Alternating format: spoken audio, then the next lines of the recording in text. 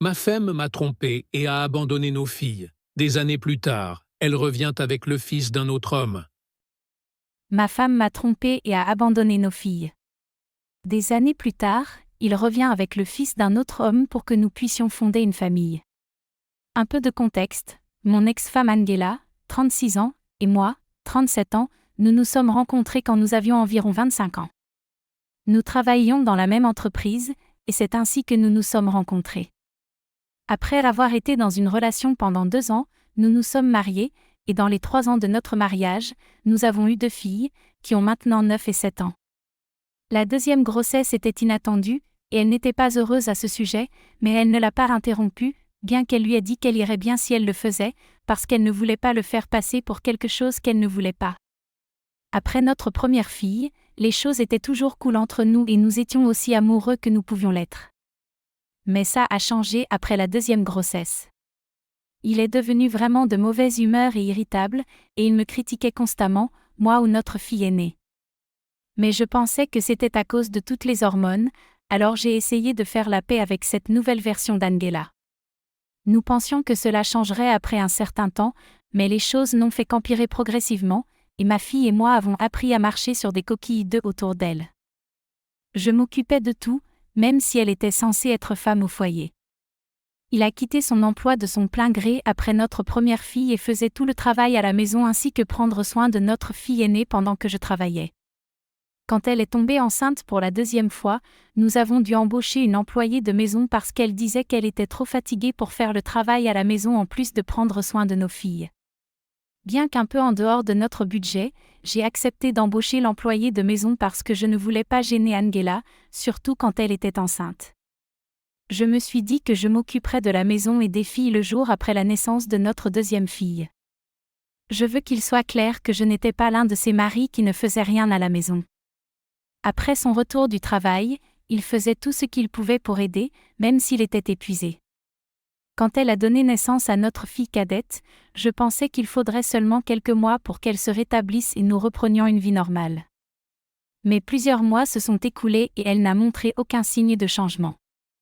Elle était toujours aussi grincheuse et irritable et refusait tout travail à la maison.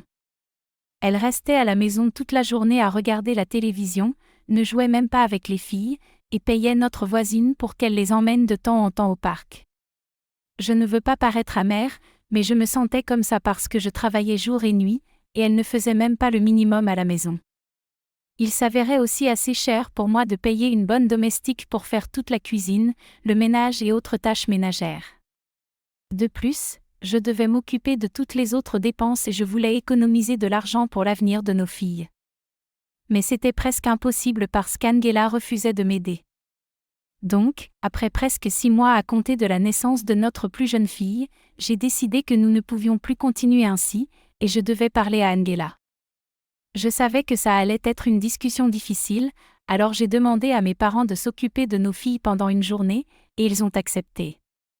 Ce jour-là, je me suis assise à Angela et lui ai dit que je savais que j'étais fatiguée après 2 grossesses, mais j'avais besoin que vous m'aidiez et travailliez avec moi. Je lui ai expliqué qu'avoir une employée de maison était trop cher pour nous, et qu'elle avait besoin de tenir parole et de refaire au moins certaines des tâches ménagères, pour pouvoir renégocier et réduire le salaire des employés de maison, ce qui nous permettrait d'économiser de l'argent. Elle s'est opposée à cette idée et l'a rejetée instantanément, disant qu'elle était trop occupée à s'occuper des filles pour faire un travail à la maison, et que je devrais gagner plus au lieu de trouver des excuses et de la blâmer pour notre situation financière. J'ai essayé de lui dire qu'elle faisait déjà tout ce qu'elle pouvait, mais qu'elle aussi devait faire de son mieux si on voulait faire fonctionner ce mariage. J'ai aussi parlé de comment je ne prenais pas vraiment soin des filles, parce que, comme je le savais, je les laissais simplement regarder la télévision avec elles pendant des heures en regardant des programmes télévisés de mauvais goût. J'ai vite réalisé que le mentionner était une grosse erreur, car il s'est énervé et m'a accusé de l'espionner par l'employé de maison. Après cela, elle a lancé une diatribe contre moi, disant qu'elle ne supporterait plus ça, qu'elle avait fini d'être manipulée par moi et d'être forcée à faire tout le travail pendant que je ne faisais rien, plus que de m'asseoir à un bureau quelques heures par jour. Puis il m'a dit que c'était ma faute, qu'il ne pouvait pas me permettre d'avoir une employée de maison, et que c'était une honte que je doive le supplier de m'aider, car j'étais censée être l'homme de la maison. Tout était vraiment illogique, et elle se cramponnait à tout pour faire croire qu'il n'y avait rien de mal avec elle à ne rien faire toute la journée, et que j'étais fou d'espérer qu'elle contribue vraiment et fasse sa part dans la maison. Nous nous sommes retrouvés dans un combat géant, et elle m'a traité de perdant, disant qu'elle ne pouvait pas se permettre d'être avec une femme comme elle. J'ai répondu en appelant ça une vache paresseuse qui avait déjà échoué à être une bonne mère, étant donné la façon dont notre fille aînée l'avait peur, et maintenant elle a aussi échoué à être une épouse. Ce commentaire l'a vraiment touchée, et m'a poussé fortement. J'ai perdu l'équilibre et je suis tombée en arrière sur la table à café, brisant le verre et me blessant. J'ai dû être emmenée d'urgence à l'hôpital. Elle continuait à m'excuser et à pleurer tout le temps. Heureusement, je me suis juste blessée au dos et c'était des blessures superficielles, mais j'aurais pu me blesser gravement, et je ne faisais plus confiance à Angela. Je lui ai dit que je devais déménager, parce que je ne lui faisais pas confiance près des filles, parce que nous ne savions pas quand je pouvais perdre le contrôle avec elle. Elle a supplié qu'elle lui donne une chance, et à la fin de la semaine, nous avons conclu qu'il allait vivre avec ses parents pendant un certain temps et suivre une thérapie. Ce n'est que lorsqu'un professionnel médical la considérera apte qu'elle pourra retourner vivre avec nous. Évidemment, il y avait quelque chose de très mal en elle, parce que les gens heureux n'agissent pas comme ça. Mais elle était prête à travailler dessus et à s'améliorer. En plus, elle ne voulait pas que mes filles grandissent sans leur mère, alors j'ai accepté de ne pas divorcer à ce moment-là et de donner une autre chance à notre mariage. Nous étions également sous thérapie de couple pendant que nous vivions séparés, mais finalement tout s'est avéré être inutile, parce qu'elle a fini par me tromper. Mes parents avaient emménagé avec moi pour aider mes filles pendant qu'Angela vivait avec ses parents. Nous allions à des séances hebdomadaires de thérapie de couple et les choses semblaient s'améliorer pendant un certain temps. J'ai aussi été en contact avec son thérapeute, qui m'a dit qu'elle souffrait de dépression postpartum, mais qu'elle allait mieux. L'un de leurs symptômes était la colère, que je ne connaissais pas auparavant, mais ils ont perdu le contrôle quand il m'a poussée, et c'était un signal d'attention pour nous deux. Cela a continué pendant presque un an, et aux alentours du 6e mois, je l'ai même laissé rendre visite à nos filles sous ma supervision. Lentement, je redevenais comme avant, et j'étais content de voir ça. Enfin, j'ai senti que notre situation s'améliorait et que nous pourrions vraiment la faire fonctionner. Mais soudain, elle a arrêté de venir à nos séances de thérapie sans explication. Il a aussi arrêté de me répondre, mais je savais que j'allais mieux parce que son thérapeute me tenait au courant. Cela n'avait aucun sens pour moi, et pendant des semaines j'ai continué à essayer de lui parler, mais elle m'ignorait et disait qu'elle voulait du temps pour elle. Finalement, après presque 3 mois d'évitement, j'ai décidé de lui rendre visite chez ses parents. Je ne l'avais pas fait avant parce que ses parents ne m'aimaient pas et m'accusaient parce qu'ils croyaient que j'avais rendu leur fille folle et que je l'avais fait agir ainsi. Alors elle m'avait dit que ce serait mieux si je ne lui rendais pas visite pendant que je vivais avec eux, car cela mènerait à plus de drames, et c'était certainement la dernière chose dont nous avions besoin. Mais j'ai brisé cette règle et je lui ai rendu visite quand même, parce qu'elle avait agi à distance et évité les séances de thérapie. Même quand elle se présentait occasionnellement, elle semblait désintéressée, et ne pouvait tout simplement pas comprendre. Quand j'essayais de lui parler en personne, au téléphone ou même par SMS, elle me disait que tout allait bien, mais je pouvais remarquer par son comportement qu'elle cachait définitivement quelque chose. Le jour où je suis arrivée chez ses parents, j'espérais qu'elle était à la maison, mais elle n'était pas là. Quand j'ai demandé à ses parents où j'étais, ils m'ont dit qu'ils n'étaient pas autorisés à me le dire et ils ont fermé la porte au nez. Je pouvais remarquer que vous aimiez cela et j'ai eu un mauvais pressentiment à ce sujet. Alors j'ai décidé d'appeler Angela alors qu'elle se tenait devant la maison de ses parents. J'ai essayé de l'appeler plusieurs fois, mais elle n'a pas répondu, et chaque seconde qui passait, je devenais de plus en plus paranoïaque. J'ai décidé de fouiller autour de la maison et d'y aller seule. Je suis allée dans le jardin car je savais que ses parents gardaient la porte de la cuisine ouverte. Mais je n'ai même pas eu besoin d'aller aussi loin parce que j'ai vu Angela sur la balançoire que ses parents avaient dans leur jardin. La mauvaise nouvelle, c'est qu'elle était assise sur le dos de moi parce qu'elle embrassait un homme que je n'avais pas reconnu. La mauvaise nouvelle, c'est qu'elle était assise sur le dos de moi parce qu'elle embrassait un homme que je n'avais pas reconnu.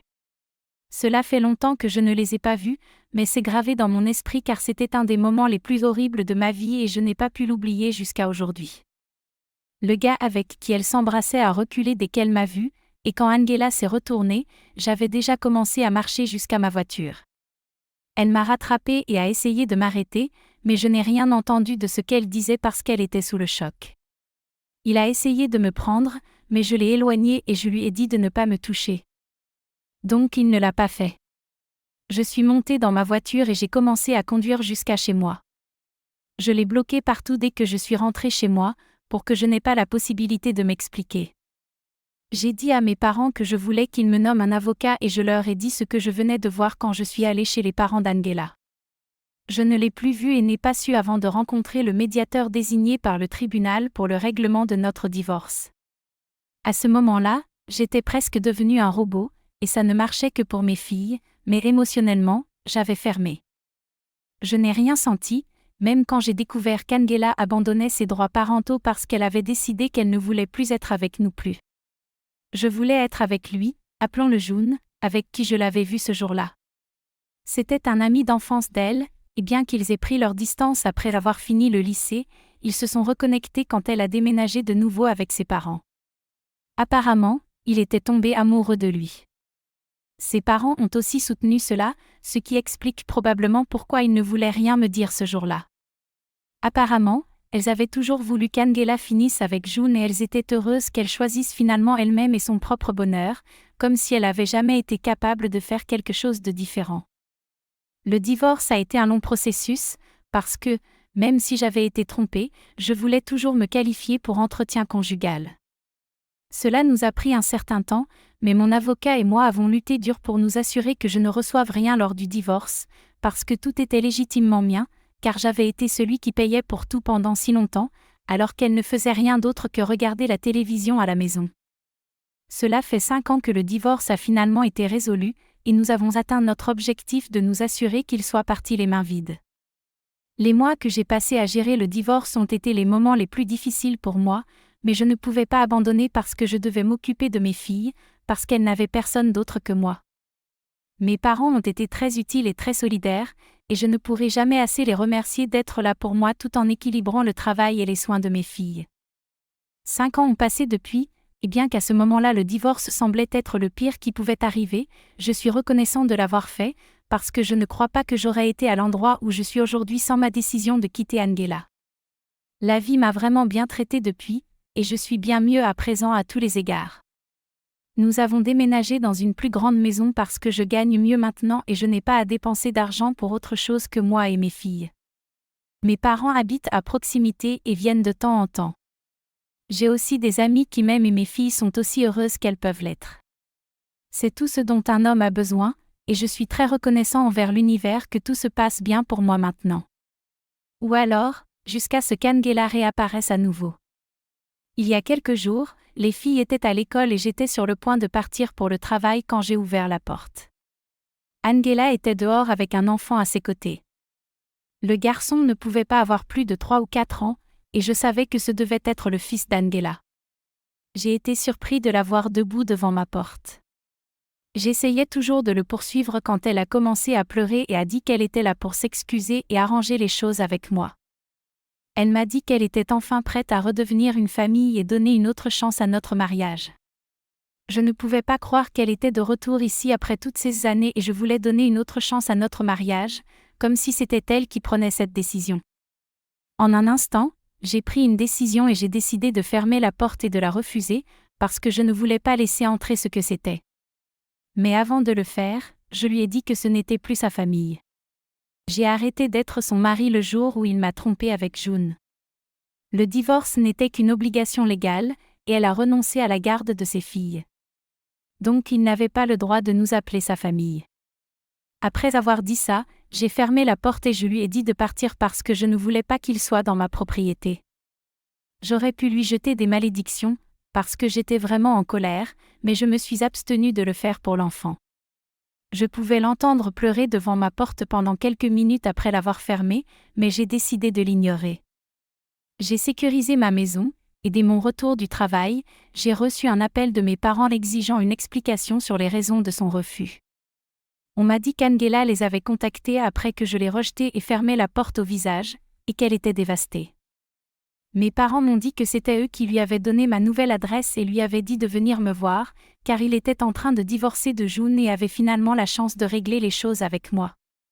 On m'a dit qu'Angela avait communiqué avec eux il y a environ un mois, et c'était en cours depuis un certain temps déjà. Mes parents croyaient qu'il était temps que je pense à mes filles, parce qu'elles avaient besoin d'une mère, alors ils ont décidé qu'elles méritaient une autre chance et lui ont dit où me trouver et quoi me dire. Je me suis énervée contre eux parce que ce n'était pas leur place de leur pardonner et de décider de leur donner une autre chance sans même me demander si ça allait bien. Ça aurait pu être vraiment terrible si les filles avaient été à la maison, et c'était vraiment imprudent de leur part de faire quelque chose comme ça. Alors je leur ai dit ce que je pensais, mais ils ont refusé de reconnaître qu'ils avaient fait une erreur. Ils croyaient que parce qu'ils m'avaient aidé pendant mon divorce en prenant soin des filles, et encore parfois, ils s'occupaient d'elles, ils avaient le même droit de décider ce qui était le mieux pour les filles et pour moi, et que je ne pouvais pas leur retirer ce droit. Je pensais que c'était ridicule qu'ils y croient, parce qu'à la fin de la journée, c'était mes filles, pas les leurs. Même si je le respectais et serais toujours reconnaissant pour ce qu'ils ont fait pour moi pendant mon divorce, je ne pense pas que ce soit leur place de laisser Angela revenir dans ma vie. On s'est disputé, mais on m'a dit que j'étais celui qui était mal placé ici et qui était égoïste de ne pas donner une autre chance à Angela. On m'a dit qu'ils avaient fait leur diligence raisonnable, et qu'ils étaient sûrs que j'étais une femme différente maintenant et que je méritais de faire partie de la vie de mes filles. Même quand je leur ai rappelé qu'Angela avait renoncé à ses droits parentaux, ils ont dit que c'était insultant de croire qu'ils mettraient mes filles ou moi en danger, et ils m'ont accusé de ruiner leur vie parce que j'étais trop arrogant pour accepter que mes filles avaient besoin de leur mère. Quelques jours se sont écoulés depuis, et je ne pense pas que cela ait été déplacé ou égoïste. J'y ai beaucoup réfléchi et j'ai décidé de ne pas donner une seconde chance à mon ex-femme de devenir mère. Mise à jour 1. Environ une semaine s'est écoulée depuis qu'Angela est venue à ma porte avec son fils, et j'ai récemment découvert la vérité sur sa relation avec mes parents. Honnêtement, c'est si dérangeant que je ne sais même pas par où commencer, et je me bats toujours pour le traiter moi-même.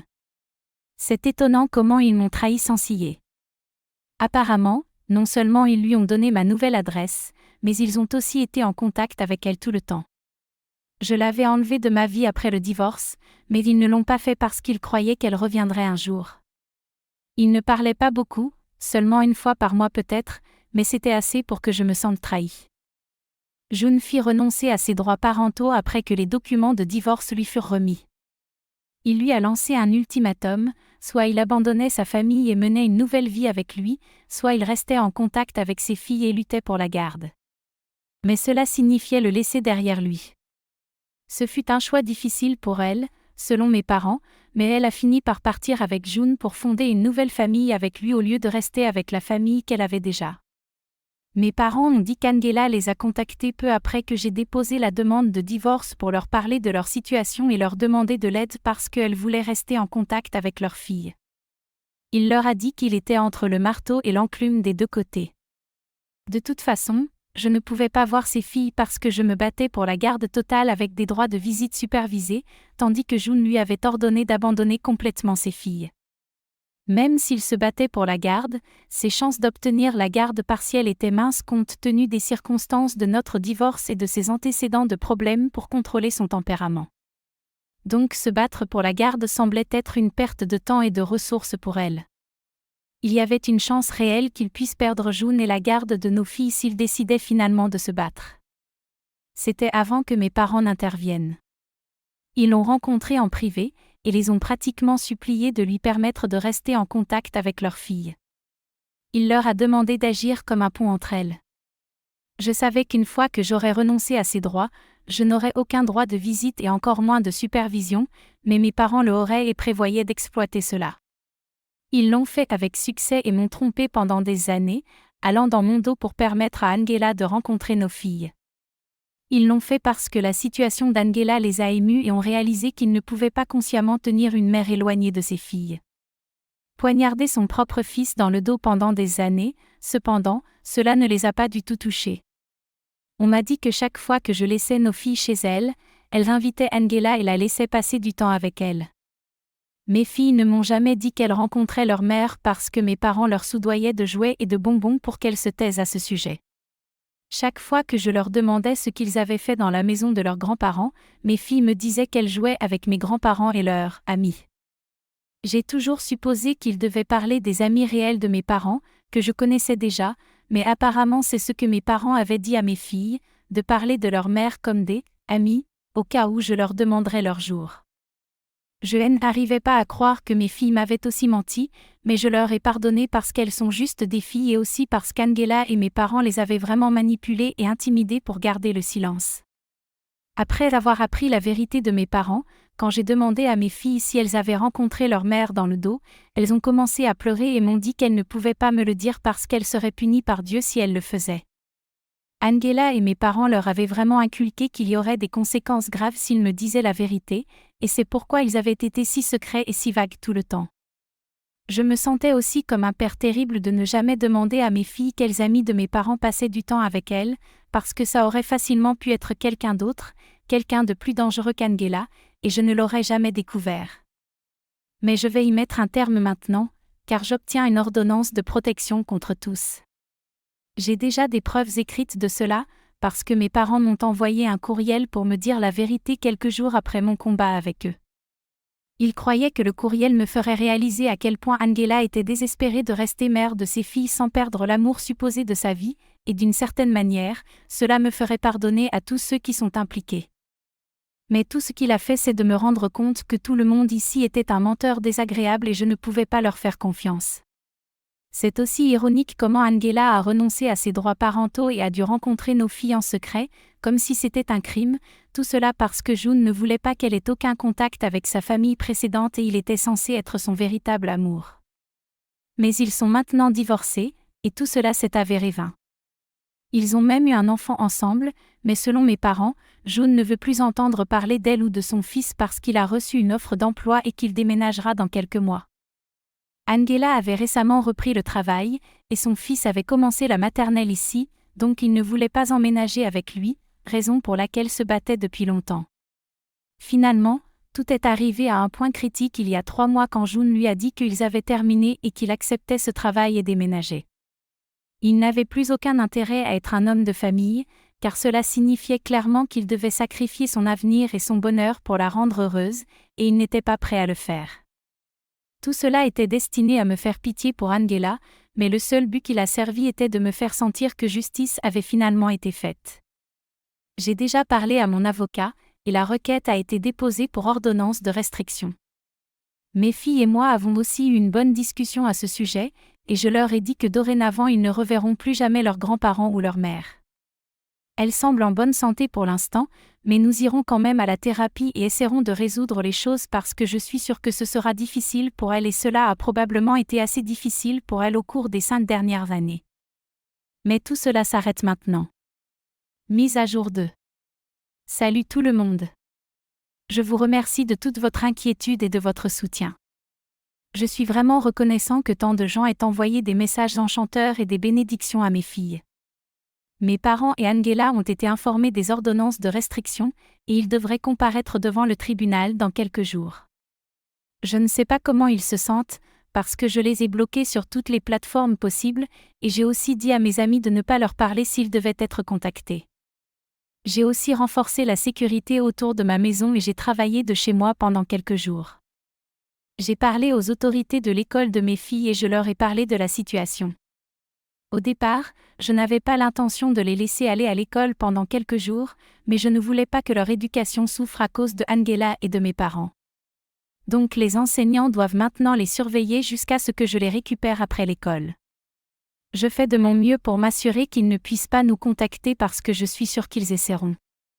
Jusqu'à présent, tout s'est bien passé et j'espère qu'après avoir obtenu cette ordonnance de restriction, vous resterez à distance. Mise à jour 3. Bonjour à tous, ce sera une brève mise à jour, mais nous avons réussi à obtenir cette restriction. Au cours des 5 prochaines années, les 3 enfants, mes parents et Angela, devront se tenir à distance de moi et de mes filles, à moins qu'ils ne veuillent subir des conséquences terribles. Bien sûr, je continuerai à maintenir toutes les mesures de sécurité que j'ai prises pendant un certain temps, parce que la dernière fois que je les ai vus, ils semblaient vraiment en colère et je ne veux aucun risque. Mes filles et moi assistons à des séances régulières de conseil familial et je pense que nous faisons beaucoup de progrès ces derniers mois. En fait, nous avons déjà fait des progrès considérables. Honnêtement, tout ce que je veux maintenant, c'est que mes filles soient heureuses, et c'est ce qui est le plus important pour moi.